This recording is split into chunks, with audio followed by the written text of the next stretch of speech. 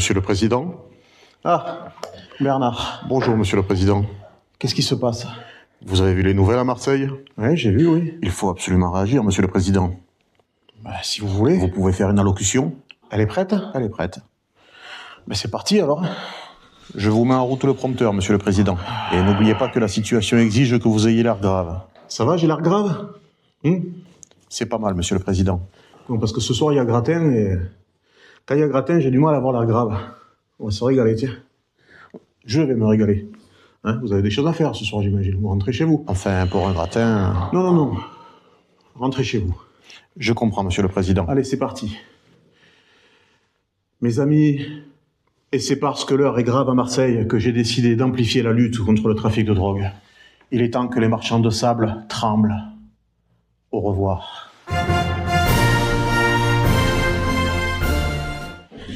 Eh ben voilà. Alors Bernard, pas mal non? Parfait. Bah oui. Incroyable. C'est là qu'on sent l'expérience. Vous avez vu le coup des marchands de sable là qui doivent trembler? C'était pas dans le, c'était pas dans le speech ça. C'était magique. C'est de moi. Ça m'est venu comme ça. Allez. On s'y met, Monsieur le Président? Comment on s'y met? Eh bien, À quoi? à faire les mesures. À faire les mesures? Quelles mesures? Les suites de l'allocution. Pour l'amplification de la lutte contre le trafic de drogue? Exactement, Monsieur le Président. Qu'est-ce que vous voulez que je fasse, Bernard? Vous me prenez au dépourvu, là? Il faut agir. Ah non, mais pour les allocutions, il n'y a pas de problème. Ça, c'est la politique, voilà. Je sais faire. Maintenant, si c'est pour faire des choses concrètes... Non, mais je suis qui, moi? Je suis le président, hein, je suis pas... Mais c'est votre rôle de président. Ah, parce que maintenant, quand on est président, il faut faire les allocutions, et derrière, il faut faire des mesures. Non, mais avant, ça marchait pas comme ça, la politique. Les temps changent, Oui. Monsieur le Président. Alors, écoutez, moi, j'ai une solution toute trouvée. Qu'est-ce qu'ils y trouvent à la drogue? Qu'est-ce qu'ils trouvent à la drogue? Du plaisir et de la dépendance. Bon, eh bien, qu'ils arrêtent la poudre et je sais pas quoi, là. Je vais leur envoyer des caisses de gratin de Marivonne, vous allez voir. Il y aura la dépendance et le plaisir, et mis à part un peu de cholestérol, ils craindront rien. Allez, Bernard, va. Laissez-moi. Faut que je fasse quelques assouplissements avant le repas. Parce que quand il y a gratin, je rigole plus. Ah. Allez Bernard, je vous laisse aller faire vos mesures, là, tout ce que vous voulez. Faites pas des folies non plus niveau budget, c'est pas vous qui payez. C'est pas vous non plus. Oui, je sais, c'est pas moi non plus, mais bon, faites pas des folies quand même. C'est l'austérité, d'accord? Je me mets à la tâche tout de suite. Marivonne! Oui, mon ami, ce gratin, là, on mange vers quelle heure? Je le sors du four dans 10 minutes. Eh ben, je fais quelques assouplissements et on se met à table. C'est parfait pour moi, mon ami. Ah, je t'en foutrais avec la drogue, moi, alors qu'il y a du gratin.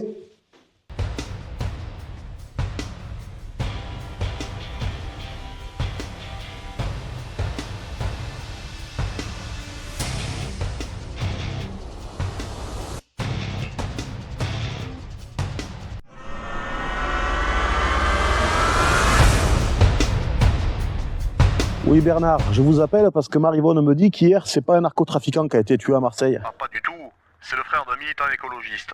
Alors soit en représailles de ses actions anti-drogue, ou alors c'est de l'intimidation. Pardon? Alors c'est une victime alors qui a été tuée. C'est un innocent. On est d'accord. Ah non mais là ça va pas du tout là Bernard. Moi hier je fais une location, vous savez, lambda, comme d'habitude. On parle, on n'agit pas quoi. Enfin bon, vous savez, pour calmer le peuple. Mais là c'est pas pareil. Là il faut vraiment agir mon Bernard. À partir de demain, je veux que Marseille soit quadrillé. S'il faut suivre les trafiquants jusque dans les toilettes de l'appartement de leur mère, vous me le faites. Vous m'arrêtez tout le monde et jugement immédiat. Ok? On va leur faire passer l'envie là maintenant. Hein? Là, c'est une droitisation. Comment ça, une droitisation? C'est-à-dire que c'est une demande de l'extrême droite. Non, je veux pas non plus aller dans l'extrême. Ça, vous pensez que ça pourrait être mal vu et ça pourrait me faire perdre des points aux prochaines élections si je dis ça? Mon avis, c'est que vous parlez beaucoup, n'agissez que rarement, et ça vous réussit pas mal. D'accord, je comprends, mais qu'est-ce qu'on peut faire alors? Surtout, ne bousculez pas votre électorat. Sinon, on peut faire comme d'habitude. Qu'est-ce que vous voulez dire par là, monsieur le président? Ce que je vous propose, on va pas rentrer dans les extrêmes. La dernière fois, on avait tapé sur les ouvriers. Cette fois, on tape sur les bourgeois, d'accord? Attention, ils ont le bras long. Mais non, vous inquiétez pas, ils ont le bras long, ils ont le bras long. Ils ont le bras long, mais c'est comme les cochons, les bourgeois, vous connaissez la chanson. Hein, ils sont gras, ils vont pas bouger, voilà, c'est tout, il n'y a aucun souci. Donc, je vais raconter une histoire de point de bascule, qu'on ait dépassé les limites de l'acceptable. Et je vais pointer du doigt la bourgeoisie qui, rentrant du travail, s'arrête à acheter de la drogue et fait ainsi perdurer les trafics, voilà. Comme ça, je tombe pas dans les extrêmes. C'est préférable. On dérange pas l'armée ou la police. Vous savez Bernard, je suis content de vos conseils. J'étais en train de m'emporter là, alors qu'il faut quand même savoir raison garder. Hein. Donc ce qu'on fait, bon, on sacrifie l'efficacité, mais par contre, on garde toute une chance pour les prochaines élections, où on pourra compter sur la gauche, la droite et le centre. Exactement, monsieur le président. Eh ben voilà Bernard, on est d'accord, on se rejoint. D'accord. Allez, je vous dis à bientôt. Il est pas con ce Bernard quand même, il est pas con.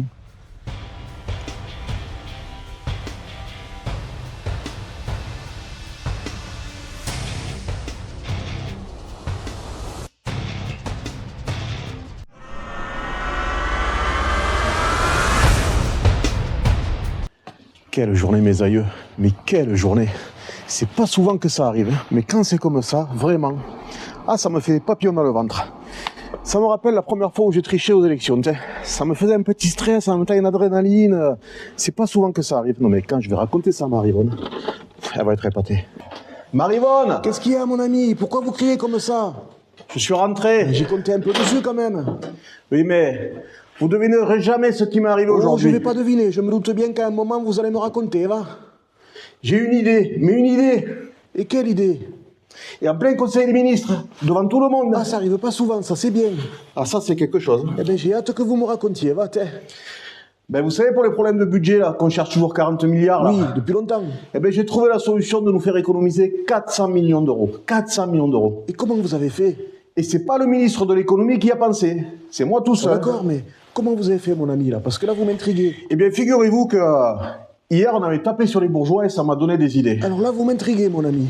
Eh bien j'ai trouvé une solution aujourd'hui, on va taper sur les propriétaires fonciers. Vous avez une fulgurance quoi, ça vous arrive en fait encore? Ben vous savez le droit français, le droit fiscal, il est basé sur le déclaratif, vous voyez? Alors, les gens ils déclarent ce qu'ils ont dans leur maison, les éléments de confort. Et puis des fois, ils oublient d'en déclarer. Et puis s'ils oublient d'en déclarer, qui c'est qui se sucre pour les recettes? C'est nous. Alors que là, j'ai trouvé une solution, mais vous m'en direz des nouvelles. Je suis pas sûr que ça soit une bonne idée.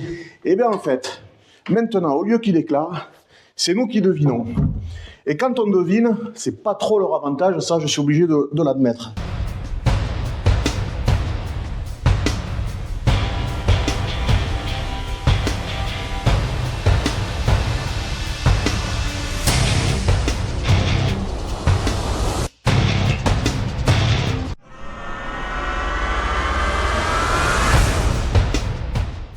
Quand c'est eux qui devinent, ils font ce qu'ils peuvent. Ils oublient de faire. Par contre, quand c'est nous qui devinons, on fait comme s'ils avaient tous les éléments de confort.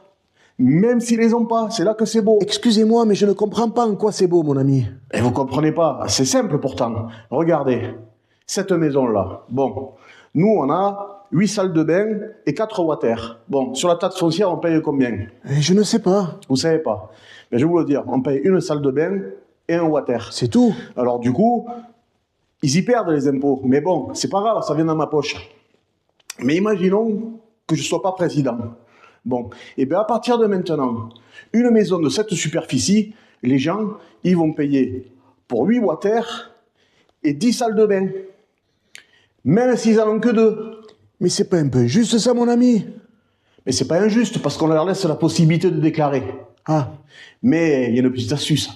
Qui c'est qui est propriétaire, Marivonne? Qui c'est qui est propriétaire? C'est là que c'est bien. Les riches? Eh bien, c'est les anciens. Voilà, c'est les anciens. Internet, ils y connaissent rien. Il faut déclarer sur Internet. C'est là que c'est beau. Vous voyez l'astuce? Donc, même si les anciens, ils ont 10 water, 8 salles de bain, mais je te leur ai fait un parcours avant qu'ils comprennent comment on fait pour déclarer qu'on n'a que 2 water ou une salle de bain. On a calculé avec le ministre de l'économie, il y en a plus de la moitié qui vont laisser tomber et qui vont payer. Voilà. Et ça, on a estimé que ça va faire 400 millions. Alors avant, l'erreur, c'était de notre poche. Maintenant, l'erreur, c'est dans notre poche. Vous vous rendez compte? Je me rends surtout compte que ça fait des décennies que vous cultivez du déficit et que la récolte, elle se fait toujours dans la poche de ceux qui travaillent. Alors, si vous voulez mon avis, votre belle idée, c'est une belle injustice, mon ami. Oh, c'est injuste, Marivonne. Vous avez que ce mot-là à la bouche, là, injuste. Non, c'est pas injuste, c'est pas grave, c'est pas injuste. C'est juste pour la France et c'est juste pour nous. Ça me semble bien là l'essentiel.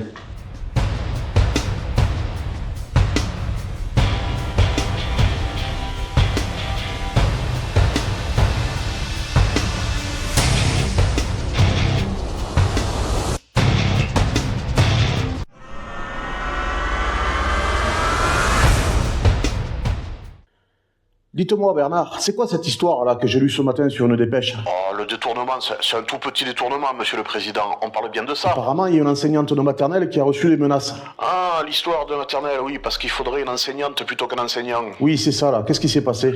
Alors, c'est-à-dire qu'il y a une famille qui a menacé un enseignant car ils souhaitent pour leur fille que ce soit exclusivement une enseignante qui fasse les cours. Et la famille n'était pas contente et a menacé pour obtenir gain de cause. Ouah, punaise, ça sent le motif religieux, quoi. Bernard, dites-moi que c'est pas un motif religieux. Quoi? Quoi? Je sais pas. Non, mais Bernard, vous me faites peur, là. Dites-moi que c'est pas un motif religieux. Je ne sais pas, monsieur le président. C'est compliqué. L'enquête va le déterminer. Voilà, que voulez-vous que je vous dise? Bon, Bernard, je vais vous dire. C'est pas compliqué. Moi, je veux pas de motif religieux, d'accord? D'accord. On a les montées de l'extrême dans tous les sens, des difficultés avec le vivre ensemble. Je ne veux pas de motif religieux. Je comprends. Voilà. Je vais vous dire. Vous faites ce que vous voulez. Non, vous faites pas ce que vous voulez. Vous faites ce que je vais vous dire. C'est moi réfléchir 2 secondes. Alors voilà, déjà, vous avez commencé par une punchline. L'école, c'est pas un supermarché. Voilà, ça c'est très bien. Donc vous allez leur dire que l'école, c'est pas un supermarché. Et ensuite, l'enquête dira que c'est un acte sexiste, diffamatoire, et qu'il y a eu des menaces verbales. D'accord? Et puis après, le parquet poursuit pour ces raisons-là. Et puis, dans une semaine, tout est oublié. Hein? Attention, sujet sensible. Mais non, on fait comme ça, Bernard. Hein? Allez, au revoir. L'heure est grave, là. L'heure est grave. Putain.